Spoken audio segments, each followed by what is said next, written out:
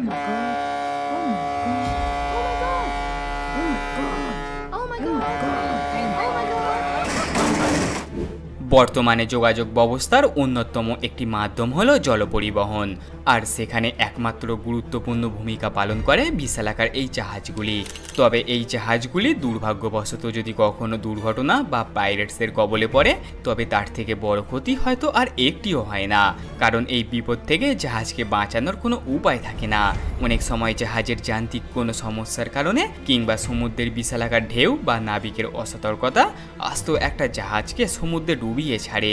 আজকের ভিডিওতে আমি আপনাদেরকে জাহাজ দুর্ঘটনার এমন কিছু অবিশ্বাস্য ও লোমহর্ষক ঘটনা দেখাবো, যেগুলি দেখার পরে আপনি হয়তো আর কখনো জাহাজে চাপার সাহস করবেন না। তো চলুন আর দেরি না করে ভিডিওটি শুরু করে নেওয়া যাক।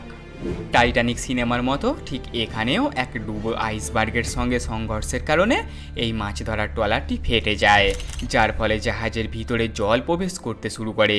আর দেখতেই দেখতে সকলের চোখের সামনেই ট্রলারটি সমুদ্রে ডুবে যায়। জানা যায় এই জাহাজটিতে 90টিরও বেশি ক্রু মেম্বার ছিল। তবে সাহসী উদ্ধারকারী দলকে ধন্যবাদ জানাতে হয় যে সময় থাকতেই তারা সবাইকে রক্ষা করতে পেরেছিল। এই ভিডিও ফুটেজটি জাপানের এক উপকূলে রেকর্ড করা হয়েছিল। ভিডিওতে দেখা যায় একটি চীনা শিপিং ভেসেল এক জাপানি জাহাজকে সজোরে এসে ধাক্কা মারে। বিপদ বুঝতে পেরে এই জাপানি জাহাজটিও তার পাশ দিয়ে ছুটতে শুরু করে। তবে শত চেষ্টা করেও তারা বিপদ এড়াতে পারেনি, কেননা সংঘর্ষের ফলে জাহাজের স্টান থেকে কালো ধোঁয়া বেরোতে শুরু করে।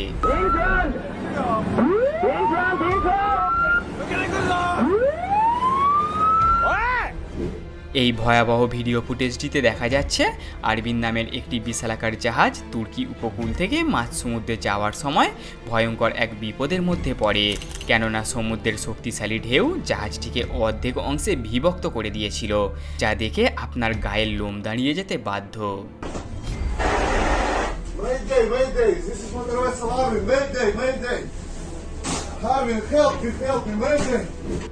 বুদ্ধির জোরে মৃত্যুর মুখ থেকে বেঁচে ফেরা কাকে বলে সেটা এই জেলেরা বুঝিয়ে দিয়েছিল।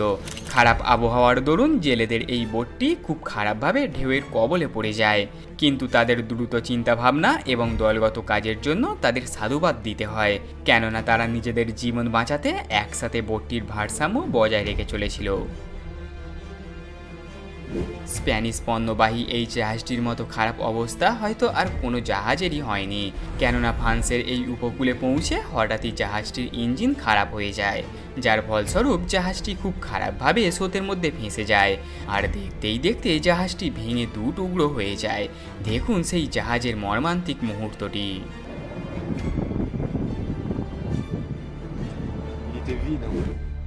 এই ভয়ঙ্কর ভিডিও ফুটেজটি 2011 সালে সুনামির সময় জাপানের কুগি বন্দরে রেকর্ড করা হয়।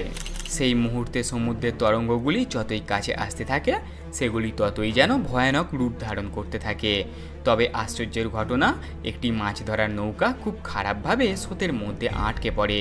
বলা চলে সরাসরি মৃত্যুর সাথে জাহাজটি লড়াই করতে থাকে। তবে সৌভাগ্যবশত কারোর বড়সড় তেমন ক্ষতি হয়নি। যখন দুটি জাহাজ খুব কাছে চলে আসে, তখন ক্যাপ্টেন চাইলেও সঙ্গে সঙ্গে জাহাজের গতি একেবারে শূন্যে নামিয়ে আনতে পারে না।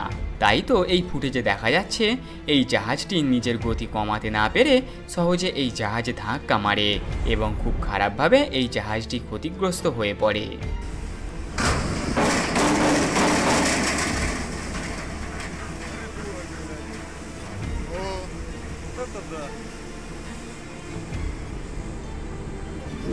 আপনি হয়তো এমন ঘটনা আগে একটিও দেখেননি, কেননা 3500 টন জ্বালানি তেল এবং 2,70,000 টন লোহা অপসারণের জন্য সমুদ্রের গভীর থেকে জাহাজটিকে ভাসানো হয়।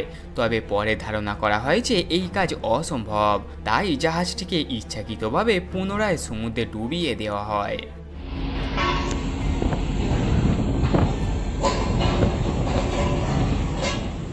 এখানে এই ক্লিপসে জাহাজের অ্যাঙ্কার ড্রপ করার সময় তার নিয়ন্ত্রণের বাইরে চলে যায়, আর দেখতেই দেখতে তাতে আগুন লেগে যায়।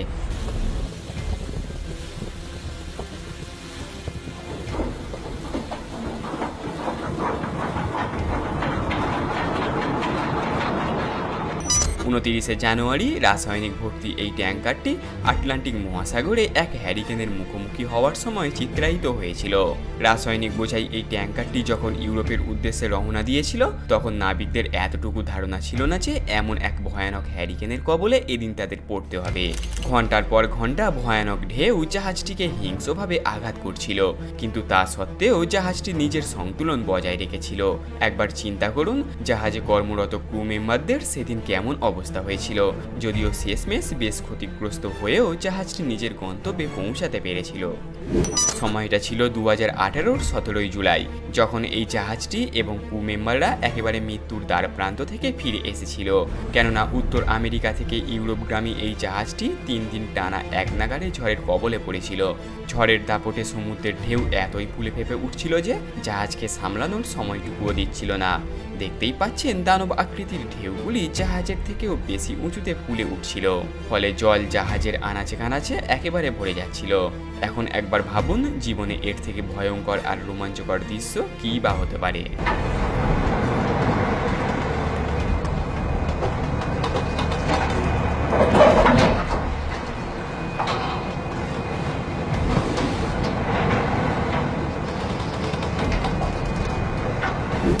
জার্মানির এক উপকূলে সি কার্গো নামের এই শিপটির আরও এক আশ্চর্যজনক ভিডিও রেকর্ড করা হয়, যেখানে দেখা যাচ্ছিল জাহাজের সামনের অংশটিকে সমুদ্রের ঢেউ একেবারে গাছ করে ফেলেছে। কখনো সামনের অংশ, আবার কখনো সম্পূর্ণ জাহাজটিকেই। দেখে মনে হবে যেন কোনো গাছের গুঁড়ি জলেতে ভেসে ভেসে দোল খাচ্ছে। কল্পনা করুন জাহাজ ছাড়ার শুরুতেই যদি নাবিকদের এমন পরিস্থিতির সম্মুখীন হতে হয়, তাহলে মাঝ সমুদ্রে পৌঁছে হ্যারিকেনের মতো ঝড়ের সম্মুখে পড়ে তাদের কেমন পরিস্থিতি ফেস করতে হয়।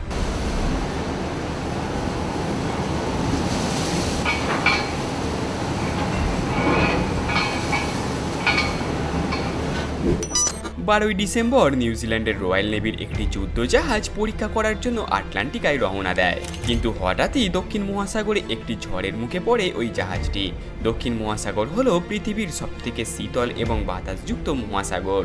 নিউজিল্যান্ড রয়্যাল নেভির এই যুদ্ধজাহাজের প্রধান কাজ ছিল পাইরেটসদের বিরুদ্ধে মোকাবিলা করা, কিন্তু ভয়ানক ঢেউয়ের দাপট এতটাই প্রবল ছিল যে জাহাজটি 1 ইঞ্চি আগে এগোতে পারছিল না।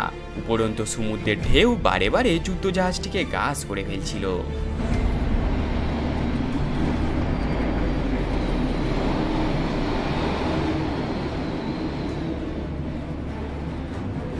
সমুদ্রের সবথেকে ভয়ঙ্করতম ঝড়ের মধ্যে একটি হলো হ্যারিকেন। তাই তো শক্তিশালী হ্যারিকেনের কবলে পড়ে বিশাল এই অয়েল ট্যাঙ্কারটিও নাস্তানাবুদ হয়ে পড়েছে। মনে হচ্ছে এই বুঝি জাহাজটি সমুদ্রে ডুবেই গেল। কিন্তু না, জাহাজগুলিকে এমনভাবে ডিজাইন করা হয় যে সেগুলি বিশাল থেকে বিশাল ঢেউ কিংবা ঝড়ঝাপটা দিব্যি সয়ে ফেলতে পারে। তবে ক্ষতিগ্রস্ত হয়ে যখন জাহাজগুলি কিনারায় পৌঁছায় তখন সেগুলির ভালো রকম রিপেয়ার অ্যান্ড মেনটেন্যান্সের প্রয়োজন হয়।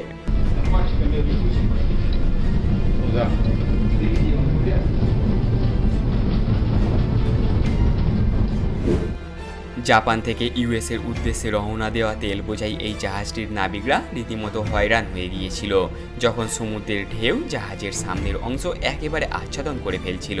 সেক্ষেত্রে জাহাজটিকে সঠিকভাবে কন্ট্রোল করাও বড় চাপের ব্যাপার ছিল। তবে জাহাজের নাবিকরা এইসব বিপদকে উপেক্ষা করে নিজেদের গন্তব্যে ঠিকই এগিয়ে যায়।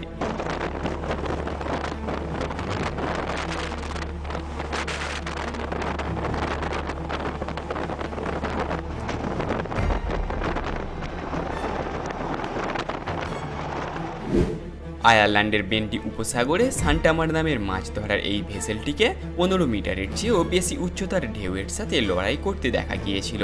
প্রতি সেকেন্ডে রুদ্ধশ্বাস ঢেউ ভেসেলটিকে আঘাত করছিল এবং ধীরে ধীরে ঢেউয়ের মাত্রা কমেই বাড়তে থাকছিল। তবে এদিন তাদের ভাগ্য খুবই সুপ্রসন্ন ছিল যে এই প্রবল দুর্যোগেও ভেসেলটি ঢেউয়ের বিরুদ্ধে লড়াই করতে পারছিল। যেখানে এই ভিডিও ফুটেজটি দেখেই আমরা আঁতকে উঠছি, সেখানে একবার কল্পনা করুন জেলেদের কি অবস্থা হয়েছিল সেদিন। সুতরাং অনুমান করা যায় এই দিনটি ছিল জেলেদের জীবনের সবথেকে ভয়ঙ্করতম দিনের মধ্যে একটি।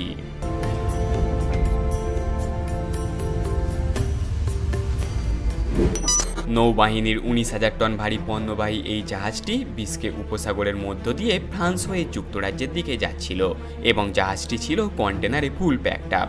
এমন সময় সমুদ্রের ভয়ঙ্কর ঢেউয়ের মুখে পড়ে সেটি।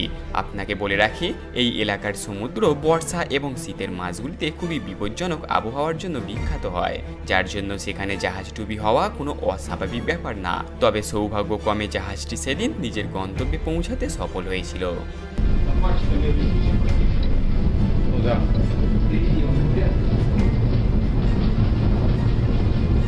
ভারতের এই 336 মিটার লম্বা কার্গো জাহাজটির আশ্চর্যজনক আরও একটি ভিডিও ক্যামেরায় রেকর্ড করা হয়, যেখানে দেখা যায় কার্গো শিপটি নিয়ন্ত্রণ হারিয়ে বন্দরে সরাসরি ধাক্কা মারছে।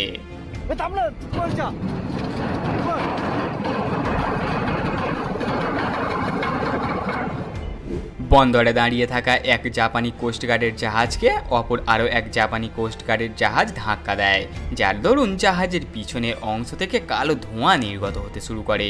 এর ফলে পরিস্থিতি কতটা গুরুতর হতে পারে তা এই রেস্কিউ দলকে দেখলেই আন্দাজ করা যায়। এখানে আসতো এই জাহাজটি কী কারণেই বা নদীর ওপর পাল্টি খেয়েছে তা জানা যায়নি, তবে জাহাজটিকে দেখে মনে হচ্ছে যেন কোনো কাঠের গুঁড়ির মতো সেটি নদীতে ভেসে চলেছে। সমুদ্রে যাত্রা করার আগে নাবিকদের সর্বদা নিশ্চিত হওয়া উচিত যে জাহাজের সমস্ত যন্ত্রাংশ সঠিক রয়েছে, না হলে এই জাহাজটির মতো করুণ অবস্থা হতে পারে। যান্ত্রিক ত্রুটির কারণে আস্ত এই জাহাজটি কোনো কারণে একদিকে কাত হয়ে পড়ে আর সমুদ্রে এইভাবে ভেসে বেড়াতে থাকে। তেমন কিছু না, আমেরিকান এই বিমানবাহী জাহাজটি যখন সমুদ্রের ঢেউয়ের বিপরীতে এগোচ্ছিল তখন উপস্থিত দর্শকদের মধ্যে আলাদাই একটা উৎসাহ দেখা দিচ্ছিল। 400 মিটার দৈর্ঘ্যের এই জাপানি জাহাজের নাবিকরা খারাপ আবহাওয়া সত্ত্বেও সমুদ্রে রওনা দেয়। তারা ভেবেছিল এখানে তাদের জাহাজের কোনো সমস্যা হবে না, তবে জোরালো একটা ঢেউ রীতিমতো জাহাজের অবস্থা খুব খারাপ করে ছাড়ে। Oh my god. Oh my god. Oh my god.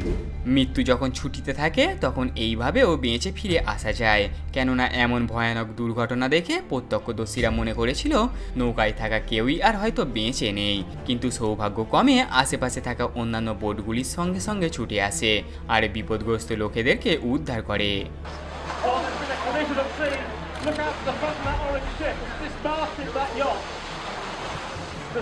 Breaker উপসাগরের মতোই নিউজিল্যান্ডের কুক স্টেট দেখতে শান্ত হলেও সেখানকার 100 কিমি বেশি বেগে বয়ে চলা বাতাস তো রয়েছেই, সেই সাথে একাধিক ডুবন্ত শিলা জাহাজের জন্য হুমকির কারণ। এক্ষেত্রে জাহাজটিকে ঢেউয়ের হাত থেকে বাঁচিয়ে রাখলেও জাহাজের নেভিগেশন করা খুবই মুশকিল কাজ, তবে জাহাজের যাত্রীদের জন্য এই ভ্রমণ খুবই রোমাঞ্চিত হয়।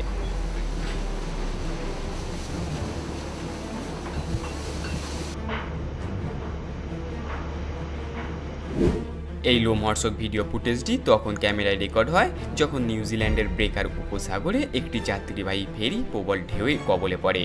যেহেতু এই অঞ্চলটি কুক স্টেটের খুব কাছাকাছি, তাই এখানে শক্তিশালী ঝড় এবং সমুদ্রের গর্জনের জন্য পরিচিত, যেমন এক্ষেত্রে দেখা যাচ্ছে। তবে জাহাজের দক্ষ ক্রু মেম্বাররা পরিস্থিতি ঠিকই সামলে নেয়। কিন্তু একবার চিন্তা করুন, শত শত মানুষ ভর্তি এই জাহাজটি যদি অদৃষ্টের কবলে পড়ে দুর্ঘটনায় পড়তো, তবে উপস্থিত যাত্রীদের সেদিন কেমন অবস্থা হতো।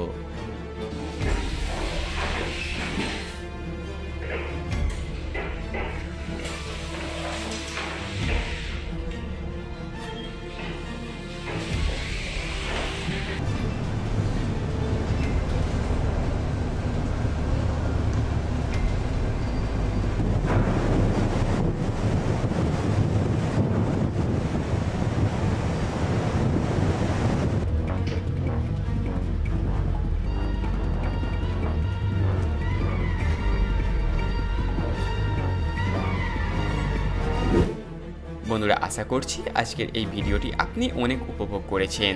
কেমন লাগলো ভিডিওটি তা কমেন্ট করে জানাতে পারেন। সম্ভব হলে ভিডিওতে একটি লাইক করে আমাদের চ্যানেলটিকে সাবস্ক্রাইব করে নিন। আপনারা আমার এই চ্যানেলে আর কি ধরনের ভিডিও দেখতে পছন্দ করবেন তা আমাদেরকে জানাতে ভুলবেন না। আমরা নিশ্চয়ই আপনার পছন্দের ভিডিও খুব শীঘ্রই নিয়ে আসব। ততক্ষণের জন্য ভালো থাকবেন, সুস্থ থাকবেন। ধন্যবাদ।